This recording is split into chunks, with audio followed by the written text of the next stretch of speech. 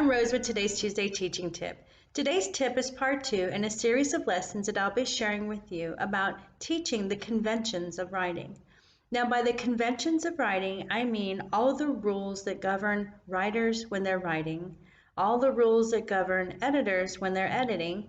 And so it's those rules, those punctuation, capitalization, sentence structure, word usage lessons that you teach during your grammar time. And so these are the lessons that I'm going to be sharing with you, and they come from Jeff Anderson's book, Everyday Editing. This book was, remember, geared towards the upper grades, but he has since written Patterns of Power for the lower grades, inviting young writers into the conventions of language, and this was geared towards 1st through 5th graders. And so these are the books that I'll be, the ideas I'll be referring to when teaching you a different way of teaching the conventions of writing.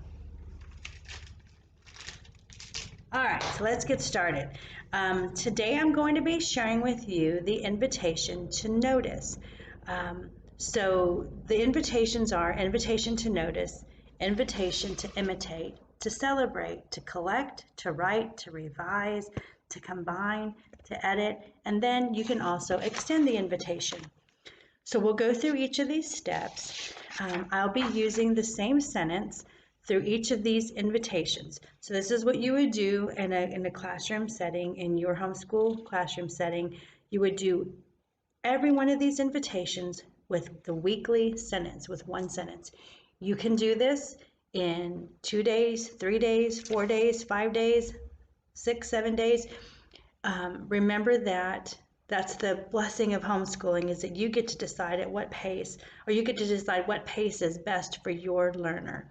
And so it would take me 4 days homeschooling, it would take me 5 days public schooling to get through all of the invitations with the one weekly sentence. So just know that that's how this is structured.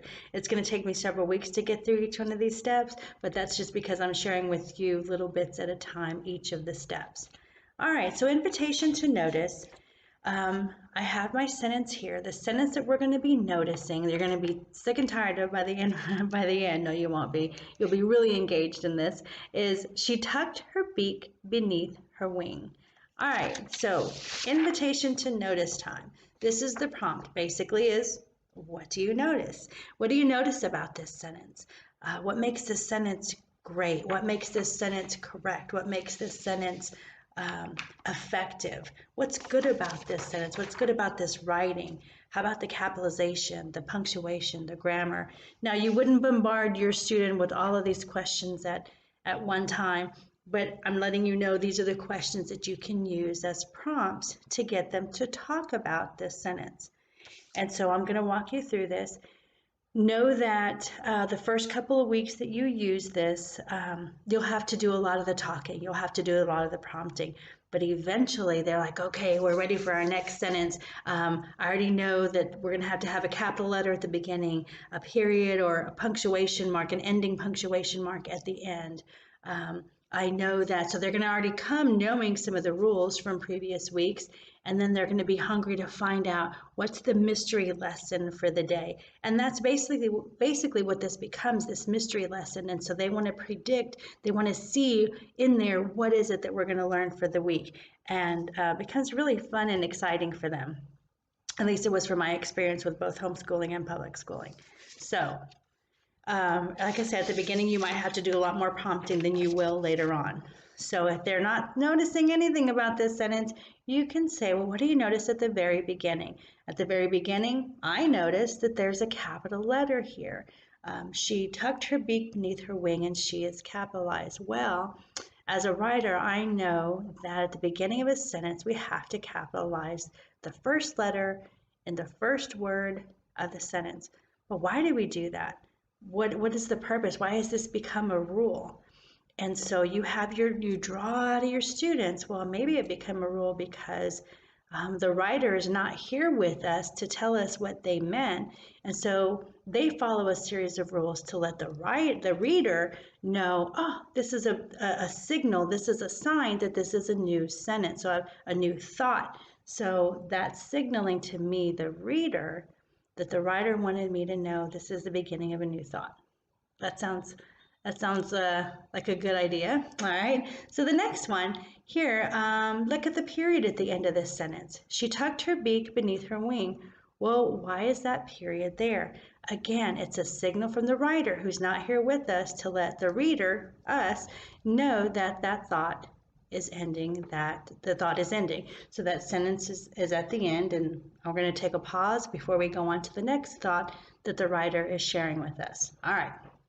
So now that's something you won't have to do each week because the kids will know. And you'd start off by saying, okay, we know the rule about capitalization. We know the rule about ending punctuation. It's up on our board. What else do you notice? She tucked her beak beneath her wing. So we have, they might notice the verb there, tucked. Okay. Notice something here in this sentence. She tucked her beak beneath her wing. She, her. Well, we got this sentence from Louise, The Adventures of a Chicken, because each sentence that we use in our invitation series to notice about these sentences, or invitation series on teaching the conventions of writing, we know that we get these sentences from real writing, from real writers, from books that we've previously read or books that we're currently reading in class. So this comes from that. This comes from Louise, The Adventures of a Chicken. So she tucked her beak beneath her wing. She, her, and her must be referring to Louise. Well, what kind of words are those? They're taking the place of Louise. Instead of saying Louise tucked Louise's beak beneath Louise's wing, which would be exhausting and difficult to write and difficult for the reader to read, the writer here, Kate DiCamillo, used she, her, and her. So what kind of words are those? She tucked her beak beneath her wing. Well, they're using these words to take the place of the noun Louise, or they're using these words to take the place of the noun chicken. The chicken tucked the chicken's beak beneath the chicken's wing. All right. So those words, if your students don't know, you kind of get it out of them, or you direct teach, those are pronouns. Those are words that take the place of a noun. Her, she are pronouns. Now, she tucked her beak. Her and her, those are a special kind of pronoun. So her is a pronoun, but it's a special kind. Let's see what it's doing here. How is it acting in this sentence? What's the function here? She tucked her beak beneath her wing.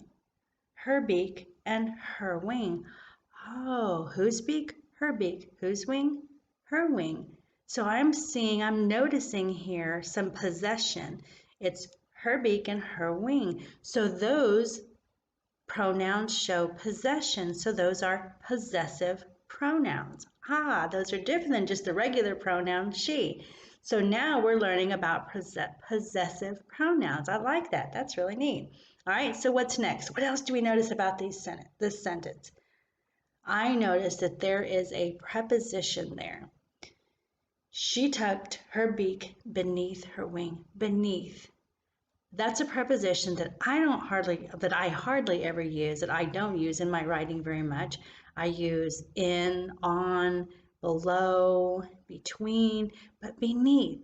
I like the way Kate DiCamillo used beneath, because she could have said she tucked her beak under her wing, because that's what she did. But instead she used the word beneath. It's a little bit fancier word than the word under.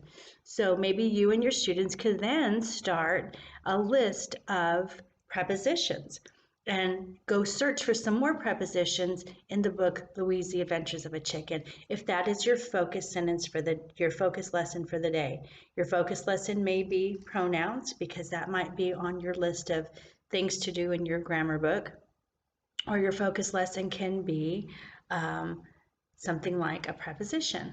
And so this is something that we noticed from this sentence. These are the things we noticed from these sentences: capitalization, punctuation, pronouns, verb, and here we noticed that this was a really interesting preposition. All right, so that is our invitation to notice. Now, next week, we're going to take it a step further, and I'm going to invite you, you invite your students to the invitation to imitate, and we'll talk about that and what that does for students. Until then, happy reading and happy writing.